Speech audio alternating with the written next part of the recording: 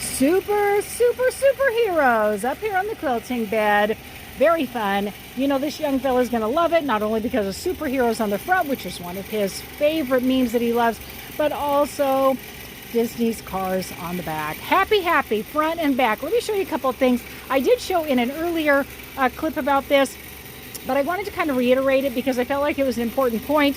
First of all, when you hit the arrow down below, we'll take you to another one of Annette's superhero cars video getting stitched out, or quilt getting stitched out, with other tips and ideas over there.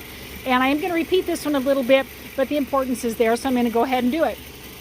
You can see that I have a seam running vertically on the back of the quilt. You might be thinking, wait a minute, you don't love to run vertical seams. Absolutely true. Thanks for reminding me and letting me know and being aware of that.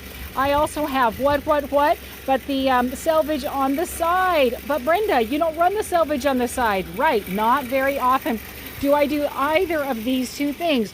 But specific quilts warrant what they do. And my point is, here at Brenda's Quilting Studio, I take your quilt into account. Every quilt is treated differently, and this one needed to be done this way. So I had to watch this seam all the way up as it ran vertical, because vertical seams can cause hammocking because it's a different tension when you put two seams together and you have your sewing machine thread on it versus when it's being stitched on a loom by the machine. You know, manufactured fabric, commercial manufactured fabric. It's different.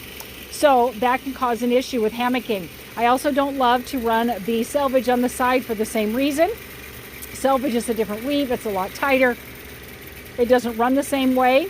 But in this case, it's able to keep the hammocking down to a dull roar. I didn't have a problem with it. If it had been an issue, I would have cut the selvage off, and that would have helped to relieve the tension. So, Brenda, why did you run it this way? And that's because up at the very top, when I unroll the quilt, you'll see there's a section of the cars that, even though they're running wonderfully vertically this way, there's a section that had to go horizontal. So there was also a horizontal seam, and I had to make a decision. And it looked like, in the way of laying the quilt out, that was going to be my best option. So that was the reason that I did that. Again, I check each quilt. I do it according to what's going to work for that quilt. And for this one, this seemed to be the best possible option. Could I have ran it the other way? Yes, but I still would have had a vertical seam to work with, and I would have had a balancing issue that I would have had to work through in setting up the back of the quilt versus the front of the quilt. So lots of factors come into it. Your quilt is going to be treated independent from all other quilts. That's what happens here, rather than kind of like a big box quilting situation. Right here, you're treated as an individual. So send a quilt over to Brenda's Quilting Studio, and let's have a lot of fun together.